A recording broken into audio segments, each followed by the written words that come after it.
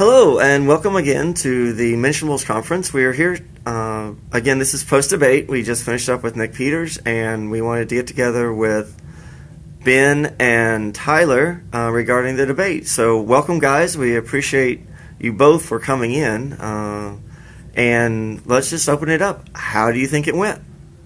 I'll let you start. Yeah, I got more questions. Before beauty, is that? I got more questions. So. Yeah, he has to talk a little more. I think it went very well. I think it was really what we had intended. A more fruitful dialogue, geared more towards understanding each other's positions, and rather than point scoring and kind of trying to rhetorically one up each other as it went. I think it was. It accomplished the goals that I think we had set out. I certainly agree. It definitely felt more like a discussion than a debate, where we were able to exchange ideas and see things from each other's different points of view, and figure out where we disagreed conceptually and substantially. And so I was very happy with it. Yeah, and just for the record, this isn't the first time you two have had a discussion. No. The first time in live, but you guys have been on at least Tyler's podcast. I don't. Yeah. So I haven't been invited on yet. I was like, wait a minute. Awkward silence. It hasn't been arranged yet. It's going to happen. Okay, cool. So how has the dynamic of being face to face with a live audience been different from the previous discussion that you had? I've made more friends. Okay. I mean, if I'm being honest, like I've had a blast. We've been able to hang out, whereas before it was just we got on and recorded, and that was it. Mm-hmm. And so this was definitely much more engaging, I think. And we definitely had more time to prep. And exchanging openings was, I thought, a really great idea, because that way I felt like in our conversation on the Free Thinker, maybe we were talking past each other a couple times. Yeah. Maybe not too much. Harder to get there. It was harder to get there, whereas we didn't have that in this exchange. And I feel like more people can take more away from a discussion when people aren't talking past each other. When you can actually charitably, express the other person's claims and substantially engage with what the person's actually saying. Right. Great. Yeah, I think it was a different dynamic as well. You're definitely coming in with someone that you've now had meals with and enjoyed company with, which makes it more fun. It makes it more interesting. Kind of a personal level. Yeah. A lot of times in recorded debates or dialogues, you are trying to talk to them, but it's for a podcast. It is for the audience. Whereas this one, it was very clear that while the audience was there, we knew the Facebook audience was there, our other group audience could be there. It still was much more geared towards understanding and dialoguing with each other's positions. So I think it was. We hope that this will serve as a model for other Christians, theists, and atheists, and any other religion. Like, this is how discussions should. Take place. So calling you an infidel and a heretic is probably not the best way to try and. I think it's funny, so I guess it's person specific. Well, it couldn't be a heretic. This is true. He would be an apostate. To be technical, to be overly pedantic about it. So I think it's really great that we're able to have this camaraderie. I definitely never knew one could have such a great fellowship, if you will, with someone of a different persuasion. But no, I do have other friends that are non-Christian. How has this? Let's do this. How has this weekend influenced you for the better or for the worse in reaction to, for Ben, other believers, and for Tyler, non-believers? So for me, it just helps cement my prior commitment to the belief that these sorts of debates can be constructive, and that there can be the camaraderie between theists and atheists, because we, at the end of the day, we have much more in common, I think, than we do differences. And when it comes to things that matter, things like friendship and love and camaraderie, those sorts of things, I think they matter in life. And to get deep, the meaning of life, the answer I give to that is work and love. Love what you do and love who you're with.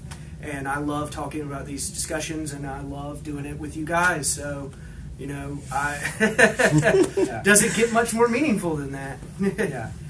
Yeah. C.S. Lewis, I'm going to butcher the quote, but he has this time where he says, like, these are the golden times, and he reflects on when, our shoes are off and we have, branding a cigar around a fire, just like talking about, the important things. I didn't even try to quote it after. But this weekend, honestly, I think for at least for those involved, it was much more of an experience. I know the participants in the audience, you're experiencing when you go, but I think for us is a much more holistic experience overall.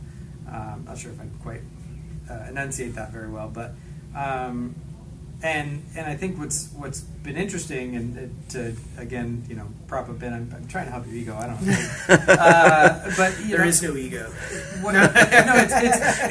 It's an affirmation of super why, ego of why I think Ben was such an ideal candidate for this. Is if we had gotten someone who was of the more new atheistic perspective, anti-theist, yeah. I don't think that they would have been. I mean, I could be wrong. It's just correct me if I'm wrong, but I don't think they would have been engaged in the entire process as much, in the entire event as much. So I wouldn't disagree with that. You'll hear on other Facebook lives and Nick's talk. Ben's he's staying through the sessions. He's asking questions. It's an engagement with the overall project of what we're here to do, which is to engage honestly and intellectually and truthfully with the things that matter. I know that there are some people that would have like, well, I'm coming for the debate and then I'm out. Whereas Ben's like, well, I want to engage with all of you. I want to talk with all of you. Nick's speech it blew my mind. Yeah. Like I was sitting there, I was like, I've not thought about it like this before, and so like I've got a bunch of new ideas to take home and play around with. Yeah. So So it's definitely been a very, very good, very robust experience. It makes me kind of like what's good and bad. It makes me like I just want to stop dealing with the new atheist now. Like I just want to like wash my hands of it and like I don't do it anymore and done my job. But then like my like real world comes back and I'm like, but that's like the vocal majority and someone's got to say something. But it really does make me evaluate, how much do I want to spend my time. It's a pragmatic question. How much do I want to spend my time dealing with like the vocal majority that most people are going to deal with, or how much do I want to spend my time with people like Ben and the more reasonable atheists? There's in one sense there's going to be way more bang for my buck that way, but in another sense it's not going to be as widespread of a. So it's I really need to go back and say, well, how do I want to spend my time? Because right now I've kind of been trying to do both, but it's taxing that way, and maybe I'll keep doing that, but maybe I need to reevaluate. Or maybe we can time, because I share a similar project in pushing back on the again where we have so much more in common than we do different, and so a joint podcast would be pretty cool. Absolutely, and we've certainly together been pushing back on the lack of belief definition of atheism and. Some of the kind of sophomoric objections to theism by, new atheists, and so we certainly have a lot of material. And both sides. I mean, we've had this conversation. I think this group of guys is interesting. We've talked about how we have so many different perspectives. One of the things that we've joked about is well, atheistic scientists say. I'm like, I don't even know what that means. Yeah. Like, I don't know. I don't Why know are you secular saying science. So it's one of those things where we both kind of look at our sides and be like, okay, you guys just go to your corners and just stop it. But like this group overall, like Nick is such an interesting guy because it's a group of people who are taking seriously what's the academic, where's the scholarship at, what's the research, what are we finding out about the time and the culture, and how does that influence our reading? It's not some of your kind of typical evangelical fare that you're going to have.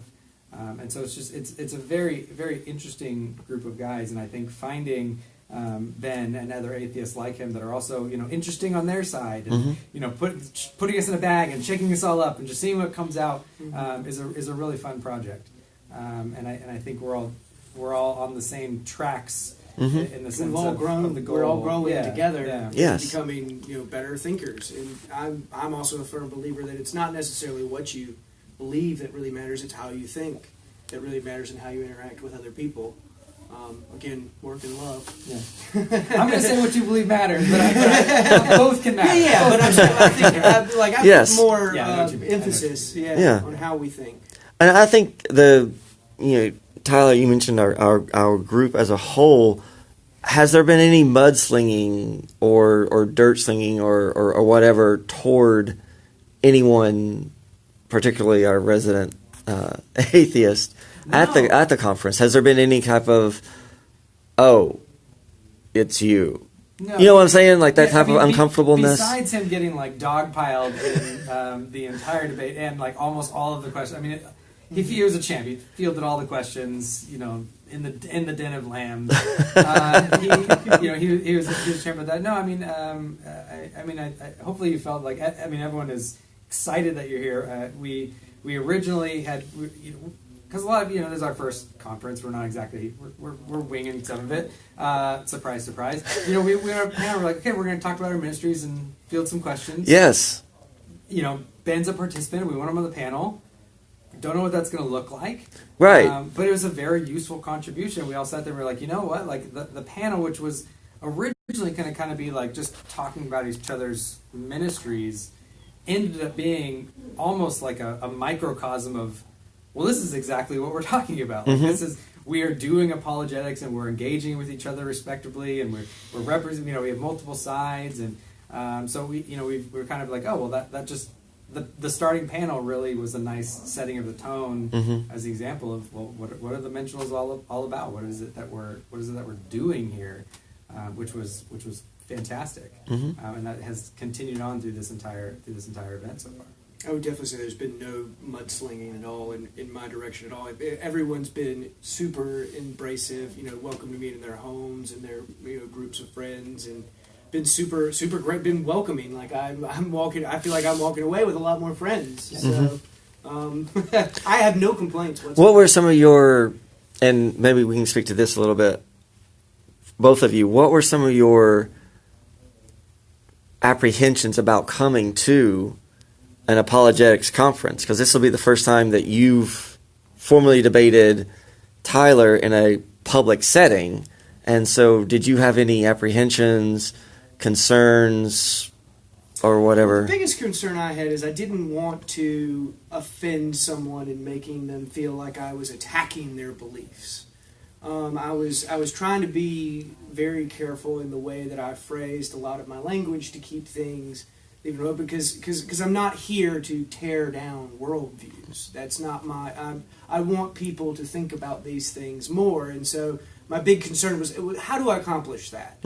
And I hope I accomplished that.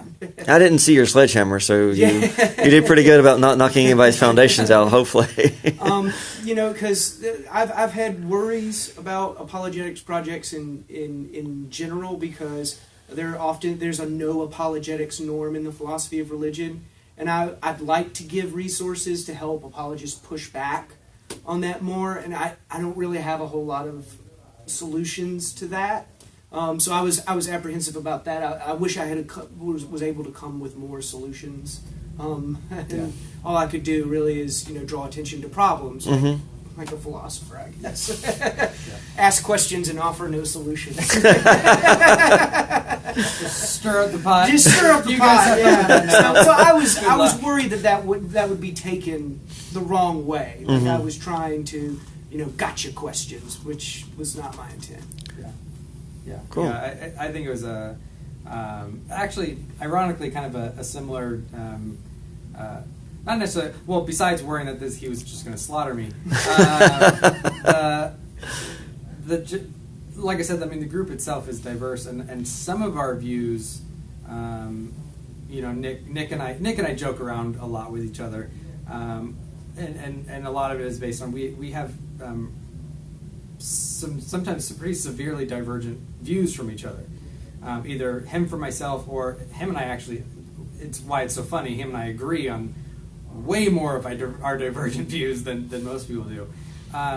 But it's one of those things that I want to make sure that I am being respectful of the context that I'm coming into, and you never know who's going to be attending and much about the church that you're coming to, and I want to make sure that I'm being sensitive and aware to that. So my views on certain things that can be somewhat controversial, even if they're kind of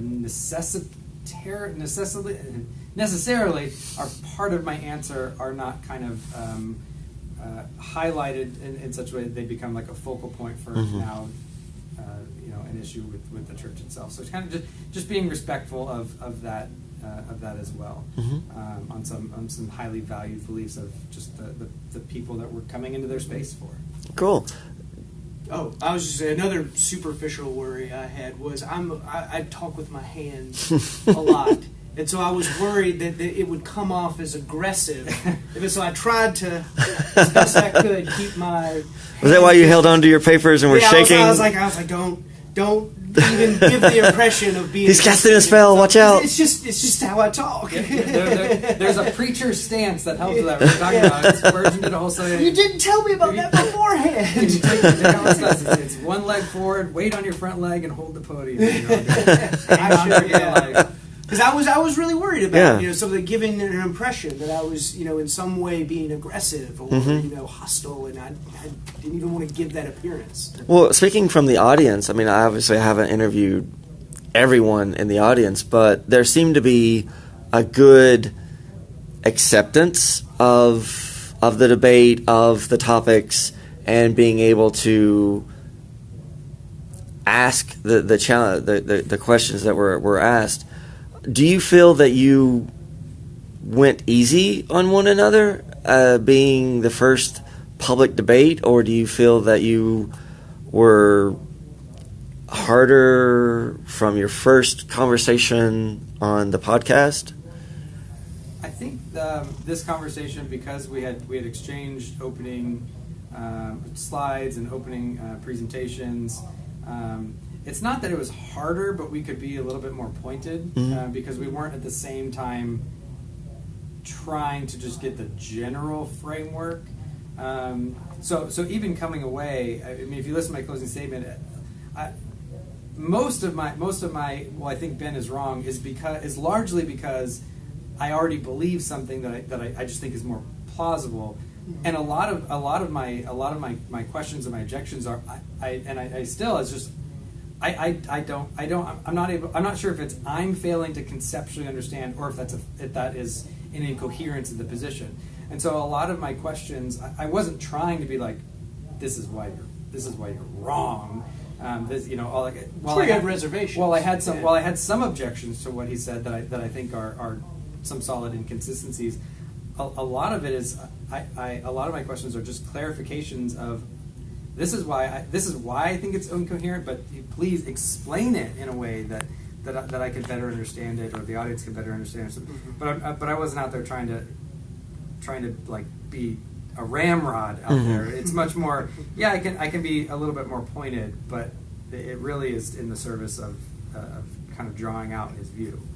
I'll be honest, I hadn't really given much thought about whether I was going easy or hard, because my focus was mainly on the content, so I wanted to set the stage of the problem as clearly and as precisely as I could, and so it just kind of was what it was.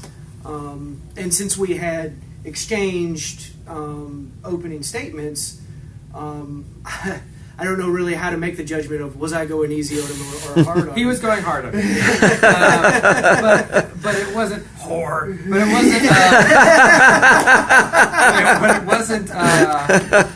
It wasn't in a way that's like combative or point scoring or gotcha question. I mean, it's hard for the sake of. It was a good competition, you could say. But hard in the sense, you're asking the hard questions. I mean, it's something that any view you should be able to sustain, and you want your I mean, I want my view to be able to sustain rigorous analysis. So it's hard, but not like in any way where it was just like ease up, dude. Like it's nothing like that. Right, yeah. Or why are you softballing these? Yeah. And, you know, like I didn't. Yeah, I was going to ask if you felt there was any like softball, you know, like, hey, here's an easy hit. Go ahead and.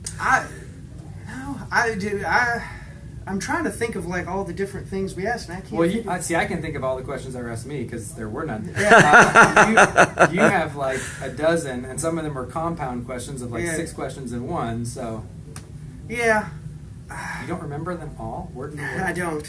I'm trying to think if any of them were like softball questions, and I just didn't. I didn't even really get. It didn't even cross my mind to be like, oh, well, that was a softball question. So I have to think about it some more.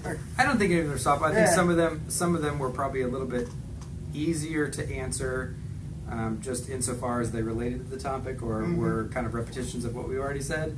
But none of them were. But they're still hard questions. So going over them Yeah. a second time necessarily wasn't even softball. It was another opportunity to clarify what was meant. So Great. Were there any during the debate when the other person was up giving their point of view? Was there ever a moment like, oh man, what am I going to say about that? Kind of this. It wasn't necessarily an intentional "I gotcha," but more along the lines of, oh, well, I didn't see. It was like a curveball that you had to kind of rethink what you were going to say. Does that make sense? Yeah, it does make sense. I don't think it applied to us too, because we'd exchanged opening statements. So like, I was reading along as he was talking, and yeah. There were some times where it wasn't new, but it was like, oh, I now have a question because now that I've read it through a couple of times and I've heard it, just familiarity with text means I can now draw a connection between this point and that point that I maybe wasn't. Because I feel like we intentionally tried to avoid things like curveballs, gotcha questions, because this wasn't the aim of our discussion. Like we weren't trying to score 8 points or anything. Plus, when he was talking, it was just Angry Birds up here. So, what advice would you have for someone who wants to get into debating, and maybe not necessarily a conversation? Like we had at our conference, but a debate that we kind of see on YouTube, the knockdown, drag out, like, you know, put them in separate corners, make sure they're separated by 50 feet or whatever. What type of advice would you give for those type of hopefuls, if you will? I'll let you take that one next. No, so there's a real phenomenon of apologetics burnout, which is just when you're in these conversations so long, and you know you talk to a Jesus mythicist, and you talk to another one and another one and another one and another one. You've had the same conversation 10 times. It might be the first time for that 11th person. And realizing that, you know, all of your like, oh my gosh, we've been over this before, does not apply to that 11th person. And when you kind of feel yourself having that, I cannot do this again, you shouldn't do it again. And make sure that you're preserving that relationship and having some of the. I mean, we've all been there where we're just like, yeah, I should have just let that go. You know, we all have the kind of, you know, somebody's wrong on the internet, that meme. Kind of mentality someday. We've all been there, but being able to have that kind of introspection to realize when, you know what, I'm now just arguing for the sake of arguing, or I'm arguing to win, or I'm arguing just because I really want to prove this person wrong, and being able to say, you know what, there's nothing new that I can say to this conversation. There's you know, we've kind of said our piece, unless I, you know, am given by, you know, divine inspiration a new way to say this thing that I've tried 5 different ways. Probably not going to go anywhere. Just, you know, go in charity and peace, and live to fight another day with your honor intact. Yeah. To follow Nick's. Yes. I agree with everything You said that, and I'm trying to think of how I can add to it. I would say the biggest thing is keeping an open mind and being humble, and just being able to be comfortable saying, I don't know, or that's a good point. Finding different ways that you can concede points. I mentioned this last night about Jesus mythicists. It goes a long way in a discussion to just concede that Jesus is a historical figure, and start a discussion from there. We don't need to run against the grain of historical scholarship. Right. For what? Right. And how many more, secular scholars do you need to tell you that everybody's reporting there is a guy named Jesus that existed? Right. Non-Christian based scholars have said, yes, there you can go back to history. There's somebody that mentioned Jesus. So therefore, why do you keep trying to beat that dead horse? So I think the people that do try to beat that dead horse are really doing debate and discussion a disservice by doing that. You brought up a good example last night, the Hitler example. Mm-hmm. Oh yeah, and I think that's a good one where people really get bogged down. Atheists will be like, oh, Hitler was a Christian, he was ex-Lutheran, and Christians are like, no, he was positive Christianity and really substantially persecuted the church and all that kind of stuff. But if you back up, one of my recommendations is just don't be afraid to say, I don't know, we're not all historians. Maybe I'll go research it and find out if one of those is true, which to me, neither of them are true. He's some type of almost like pagan Gnostic, actually. I don't think atheists or Christians should either of them. It's kind of in his own little thing. It's an interesting historical question, I guess. But and so that's it. It's an interesting historical question, but rhetorically, which is what you were getting at, it's completely irrelevant to whether or not one of them was true. I mean, the Christians should be able to concede the point. Yeah, Christians have, even if Hitler was a Christian, he's done terrible things. Like there have been Christians that have done awful, terrible things. Yep. And we should be able to say, like, hey, if an atheist is like, the Inquisition killed millions of people, so, well, I mean, we can say, like, historic and accurate, but that doesn't, even if true, what does that have to do with the question of God's existence? It doesn't prove it. I don't think.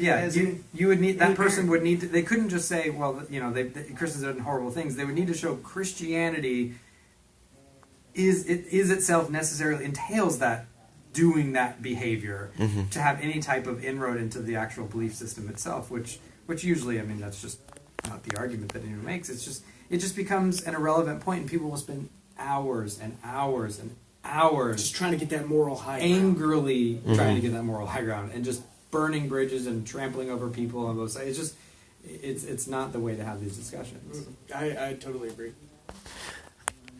Have you come to any new... Well, I know, Ben, you said that, next conversation earlier kind of gave you some new insight into things. Have there been any other kind of, I don't want to say aha moments, but just kind of a new, I never thought about that, particularly dealing with the debate or your interaction with one another outside of the standard podcast where you call one another and have talked? I think for me, Ben, the entire argument that Ben makes is, I don't know how much you're getting it from. So I haven't really seen it from other people. I know Justin it's did modeled, something sort of like it's modeled off of Paul Draper's evidential argument from evil and some of Jeffrey J. Lauder's. See, I'm not familiar with Lauder. That would be and so he does the Secular Outpost, and so I've gotten a lot of the ways I phrase things because I'm like, that's a really clear way of saying that, and it's kind of a hodgepodge of just different things that I've come across. Well, yeah, I mean, but I really appreciated it. It was I mean, I have, so I know that the problem of evil and suffering is kind of overall considered one of the strongest arguments. Obviously, you think this version is probably the strongest. It was the easiest to present, so I think there'd be like a logical probably would be a stronger argument. I mean more compelling of a. You mean strong in that way? Yeah. Because I think it's easy to grasp. And it's easy to. I think for sure. while I get the weight of arguments from evil and suffering, I've never found them particularly compelling or really all that challenging. This was actually when I was like, oh, okay, yeah, all right, this is gonna be okay, all right. And, I got so while it wasn't like in the debate moment where I had like either an aha moment or learned something new, I think this entire process and engaging with this particular argument, which is, it's very rare when you've been doing it as long as we have, that you're like, that is brand new. Mm-hmm. You'll get like insights or like a way that it's said or like a little alteration, but this one was just it felt like an entirely new argument that is just, and it's rare that you come across something like that. It's fresh. Yeah, especially in a realm of discourse that's so well trod as the problem of suffering is. This is not a new problem. This is, we're dealing with millennia old problem, Mm-hmm. and so to come across something that's like, oh, that's new and tough. That it's not, oh, that's new, but it's a meme and stupid. That to me was an interesting challenge to be like, okay, well, how am I going to deal with something that like there's not many other people that have responded to this because it doesn't exist anywhere. Thanks. Thanks for that. But no, so that was very intriguing and enlightening to me to kind of go through that exercise. Cool. For me, it was, so I knew from previous interactions that it was the assumption there was going to be that atheism implies some sort of moral nihilism, and so because I've studied metaethics so much, these are very difficult concepts and theories to explain in very short amount of time in little soundbite things. And so I found myself before the debate just kind of going back and rereading a lot of Derek Parfit and Thomas Nagel, Michael Huemer's ethical intuitionism, just thinking of different ways he could approach or give a defense of that assumption in like a Q&A. That was really tough for me to parse. Okay, like how am I going to respond to this kind of challenge? How am I going to explain this difficult concept over here? So that was challenging for me for sure. Mm-hmm. I think there's areas, and they didn't even. There's so much prep that goes into it. There's areas that we didn't even touch on that I had like pages of notes that I had skimmed through. We didn't even touch on, which thankfully, because it's a very hard issue. We didn't even touch on natural suffering. Mm-hmm. It got brought up in comments, but it never came up in our. Yeah, you're right. And so I tried to premise my opening and say, look, the problem of evil is in at least one way, misleading. There's really a family of problems, and so you can't expect Tyler to be able to solve everything in just a little amount of time. I'm just one man. Yeah, it's gonna require multiple different theodicies and different ways of looking at different things to really get at them all. So, cool. My goal, I thought, was just to set the problem out there for people to think about and see the interesting ways Tyler could respond. Great. Mikhail Kozennikov wanted to know, will there be a part 2 of the debate? We still need to understand what/who gives the moral values their irreducibility, normativity. Well, I keep coming to your defense. Not that you need me to defend you. Wait a minute. What is the apologist apologizing for or defending the atheist here? I'll do the same for him. I think this is kind of the rub of the debate, where reductionists like us are going to want to come along and say, well, what is that foundationally reduced to? And the reason why at this point the conversation is probably just going to come to a screeching halt is we just now are at a point where we just disagree. There needs to be a further explanation. He's a reductionist, and I'm an anti-reductionist reductionist when it comes to these sorts of truth. And so hopefully, observers of our debate can then go ask themselves these interesting metaphysical questions and say, okay, well, do I fall in a reductionist camp? Or anti-reductionist camp, because we by no means have had the last word on this. And there's a lot of respected thinkers who completely disagree with me on these. I mentioned some of them, Sharon Street and Peter Railton. They have views that disagree with both of ours, and so it's a whole wide field. Mm-hmm. I think actually that would be an interesting part too, is to say, okay, well let's kind of scrap the peripherals and come down to this question of how does a person decide kind of what your metaphysical like backstop is? Like at what point do you stop saying what's the explanation of that? What's your brute fact? When is a brute fact acceptable? When can we satisfactorily say we're comfortable with no further answers to the question? Like how small down is an atom? Is it the electrons, how far neutrons? Do the go down? You got to get into the quarks and the neutrons. So I think. Well, it sounds like that could be a good potential a podcast debate for you guys. We actually talked about it. So you missed me on Facebook the other when we were talking about how science and ethics are different, and we were like, we have, even though you're a reductionist, I'm an anti-reductionist, we have a lot in common when it comes to some of these questions. So I think we could definitely have a. I think one of the very interesting things about our dialogue is that. We agree on so many of the, if you look at an iceberg, we agree on basically everything that's above the water. Mm-hmm. There's so much stuff that we just absolutely agree on. The question is, well, what's below the water, and that's what we're going to start kind of disagreeing. What are some of the frameworks and the structures that feed those or explain those? That's where we're going to start disagreeing. And as a presuppositionalist, I'm going to say, well. I'm not going to be like a Clarkian who's going to come along and say, well, you can't reason. As an atheist, you are not able to reason. I'm going to say, well, no. I mean, you can reason. I think because all of us, like, I have a theory for we're all made in the image of God. Like that. That's why we all can. I just think that the framework is down there, and you're going to say, okay, well, I also agree we can all reason, but I'm going to give this other framework for why we can do it. So that's why kind of when I don't want to trivialize the significance. Say, well, when the rubber hits the road, we agree, right?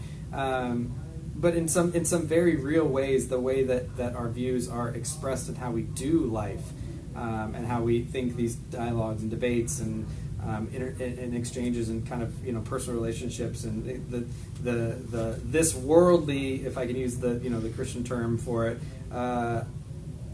Goals and trajectories are very, very similar in that sense. So obviously going to be some major disagreements in other areas, but just the fact that we can come together and say, hey, you know what, we should be reasonable. We should.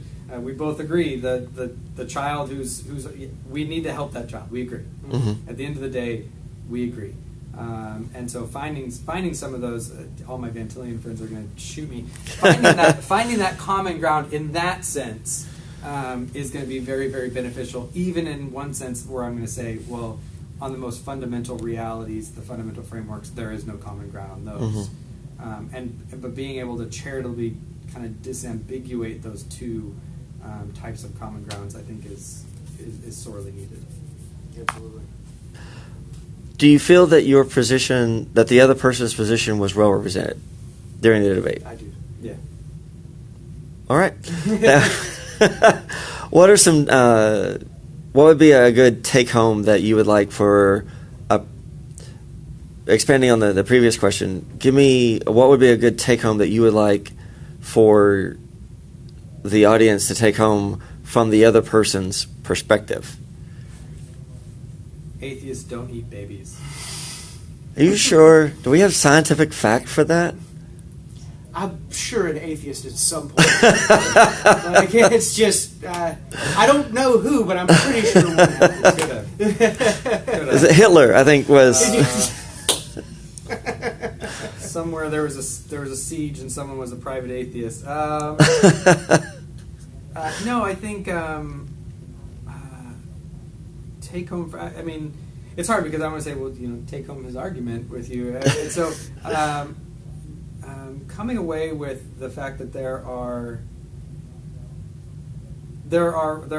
not only robust objections to every viewpoint. Right? I mean, there's a reason why certain viewpoints have kind of clung on for so long in different segments of society. I mean, we're not talking about little tiny minute theories. I mean, we're talking about big macro themes. There's a reason why there's been billions and billions of Christians. There's a reason why atheism and secularism has just taken strong root wide and deep in Western civilization. I'm not saying which one is true or false, but they're not weak or paltry views. Mm-hmm. And being able to look the other side and say, try to understand why do people believe this? If you just look and be like, oh well, they're just whatever. You just can demonize the other people for why they believe it. You haven't done your intellectual duty to be reasonable, really, be reasonable and rational, and to understand it, and to. I think so many people are worried that if they do that, somehow they're going to be like compromisers, or somehow like sacrificing their integrity of their view, or something like that. It's just I think for so many of the Christians listening and watching, kind of having that ability to look at another side and be like, oh, that's a really good argument. It doesn't mean you think it's non-defeasible, but you can look at it and say, well, it's a really good argument. It's a good challenge. What does that do for me? And even being able to realize, that might actually change the way I hold some of my views. Disagreement challenges our beliefs and helps us grow. I might not give up my Christianity. Hopefully, I don't want them to give up their Christianity.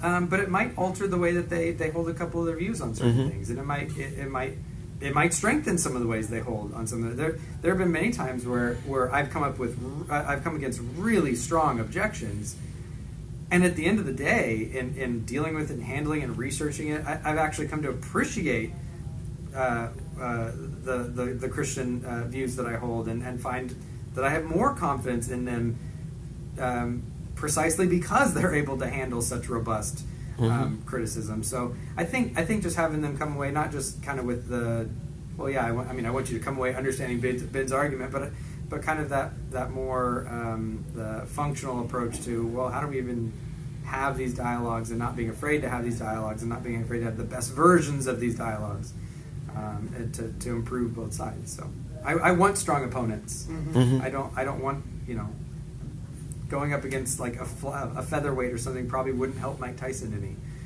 So going up against the strongest opponents is what makes us stronger and better. So. Cool. I would echo what I had said in my debate, in that we have nothing to lose and everything to gain from an honest pursuit of truth for its own sake. I say dispense with burdens of proof, let the evidential chips fall where they may. Worst case scenario, we become theists and we have an eternal relationship with a perfectly loving being. So that'd be so horrible for you. I know. I encounter atheists a lot that are, I don't want God to exist, and I'm like, what? Why? Like, have you really thought about this in any real depth of like what the consequences are of, at least for perfect being theism? Christian theism might have. So, other little... The nuances of it may vary. Watkins wager. Watkins wager. And so, Speed Watkins wager. Chad had come up to me last night and was telling me an example of how he had watched a debate where the theist was saying to the atheist, was like, if my head was just cut off and then you left the room and then came back in and my head was back on and I was alive, would that... would you think that maybe it's possible that God did that? And I wouldn't have thought, I try to do it. And I'm thinking to myself, well, why wouldn't you put that explanation as a potential? Like, I get that, maybe, you're under some misapprehension, like, a delusion or a sophisticated magic trick, but why wouldn't that option be on the table? Because if it's just like asking yourself, what kind of evidence could change my mind? I don't think a lot of people ask themselves questions like that enough. And I think that any atheist that would take that possibility off the table just a priori is doing themselves as a thinker a very great disservice. Right. Well, and it also Nick talks about that. Tick talked about it last night also, and he's not making up anything new. I mean, Paul said if the resurrection wasn't happened, then basically what are we all doing here? I mean, that's what he's talking about in 1 Corinthians 15. And there are a lot of Christians who they build up some auxiliary beliefs, which might be important beliefs. It's not that they're not important. It's not that they wouldn't even. Hey, if you lose this one, you might kind of have to radically change how you view some other beliefs. So it's not that they're necessarily trivial beliefs like inerrancy or your view of creation. They're not virgin birth. They're not trivial beliefs, but they hold them in such a way that if that's disproven, then I become then I'll like lose my Christianity or something. And so kind of going into so what they do is they build up these kind of evidentiary walls of nothing could ever convince me that I'm wrong about anything that has to do even peripherally with my core belief, right? And in doing that, all you've really done is just kind of made this big dogmatic echo chamber bowl, where nothing. And that happens on both sides. Yeah, I was going to say absolutely for sure. And so if being able to ask, well, what would falsify your belief? What I appreciate about Nick so much is like, just prove the resurrection. If you can do that one thing, what are we all doing here? Mm-hmm. Maybe I'll become a deist, something. But if you can disprove to my satisfaction the resurrection, then I'll sleep in next Sunday. And I think being able to have that intellectual honesty where it's like, well, of course, if you're going to be able to give me really strong, robust arguments and evidence, of course I'm going to have to consider alternate explanations. Being able to say like, no, like there's no I have such a standard that nothing contrary to my view could ever contradict my view. It just makes no sense. I mean, it's impossibly dogmatic. I think it's irresponsible as a thinker. Yeah. Mm-hmm. You agree with that? Yeah. Yeah. So here's a soft pitch. Should someone? Here's our softball. Here's our softball. You ask the questions in the wrong order. Yeah, my bad. My favorite color is blue. No, I was going to say, would you consider it important to be willing to accept another person's point of view, or be willing to at least acknowledge that other person's point of view could be valid? Like you were saying that, for the atheist who said, well, it didn't matter if a guy's head got cut off and I came back in and the head was attached and he's talking to me and telling me, dude, I was dead, now I'm alive, there wouldn't be any belief. The atheist had said that I wouldn't believe a miraculous event had happened. Should a person be willing to concede that as an option? You know what I'm saying? I guess be able to accept there might be some proof for changing your worldview. Could there be some proof out there that could change your worldview? When we disagree with other people, that disagreement challenges our beliefs. Sometimes we have reasons to think that we're the person that's more likely to be getting some things right, because maybe this other person has been less good in judging what the evidence gave them reason to believe, or had been misled by some sort of distorting influence, like cognitive faculties not working properly, and so those are reasons. But in some cases, we don't have such reason. The person that we're exchanging ideas with is just as good as you are at examining the evidence. Hasn't been misled by any distorting influences. We would call these people our epistemic peers. And so I think when you go up with epistemic peers, you have. Aristotle famously said it's the mark of an educated mind to entertain a thought without accepting it. You've got to try these views on, and it's the only way you're going to change your mind if you are mistaken. Right. So yeah, I mean, there's a whole condition that's the opposite of that, which is the Dunning-Kruger effect. oh, for sure. I mean, yeah. so Would you be able to explain that for those of us who don't? yeah, the Dunning-Kruger effect is it's a type of personal bias where someone is lacking the expertise in the exact place that they would need expertise to know that they're not an expert. Basically, Yeah. It's very Right. it's very common. A bunch of studies show it's very common in undergrads. So you get kind of this superficial education in something, kind of a 30 miles wide but 1 inch deep. So it's enough familiarity that you're like, oh, I got this. And so what then happens is you lack the expertise to realize that you're in that specific subject, to realize that you're not an expert in that subject. So your lack of skill actually can kind of flip into this form of dogmatic certainty, and that's kind of what would result if for a lot of these people is that, look, I've read enough Mythicist Milwaukee. I have enough information to know that that Jesus was a myth, right?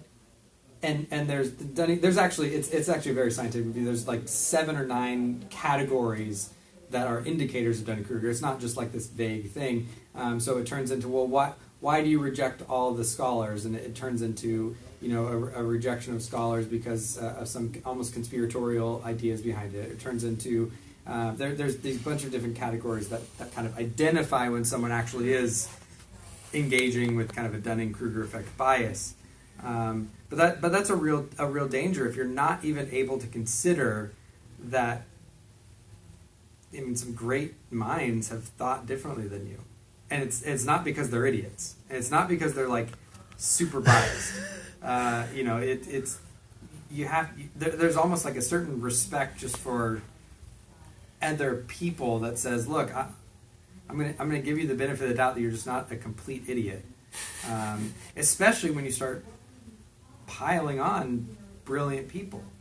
So that that's one of the things when atheists are like, well, Christianity is just stupidity on stupid. They're just God cards and all this kind of stuff. I'm gonna be like, you realize just historically, like, most of the Western world is built on brilliant people defending and believing, not just kind of artificially being Christians, but like adamantly defending, thinking about, writing about, objecting to, and coming back. Like, it's just this robust intellectual tradition within Christianity. The Ivy League started out as Christian. What's that? School, like the Ivy League schools were. Yeah, I mean, all the Ivy Harvard Leagues has a divinity school. Yeah. I think all of them, all the Ivy League, with the exception of Brown and Dartmouth, I think all. I mean, You all might be started right, I don't know. something like that. All started as seminaries. I mean, they all started as specifically ministerial training universities. Oxford. It's Cambridge. hard to believe that Richard Dawkins, one of his peers, is Richard Swinburne. Yeah, like for him to John say Lennox. the things, for him to say some of the things he does, right. knowing that he has these peers, to me is just I couldn't do it. I wouldn't show my face. Yeah. So School reunions are fun. The class reunions are fun. Yeah, I mean, Richard Swinburne's not an idiot Yeah, by any stretch of the. John Polkinghorne, Yeah, physicist. So it's definitely one of those things, and it goes on the other side where a lot of it's just that kind of like, well, I'm just going to demonize opposing views, and I'm just going to vilify them so that I don't have to engage with them. It's like a self-insulating. If I don't have to deal with them, then I don't have to be challenged. Mm-hmm. But the ability to be challenged, and it's hard work. It's going to take reading and study, but that's okay. That's how you avoid the Dunning-Kruger effect. That's how you avoid the Dunning-Kruger effect. You gain more expertise in something. And I mean, look, we're sitting here. We're doing Facebook Live.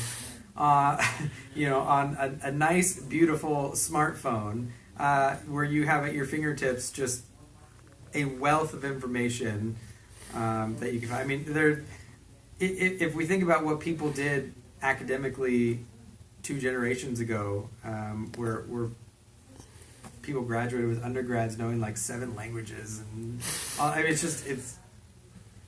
there's other societal conditions involved, but we're in such a privileged state now to be able to get some of the best resources. A lot of the resources he's writing about, sometimes you got to buy their book, but a lot of times their papers are out for free, and it's right there at your fingertips. Or you can go to everywhere. Everyone is within driving distance of a university. Mm-hmm. They all have ATLA databases and all the data. You can pull all these papers for free. It's not hard anymore to kind of have a lot of this information at your fingertips.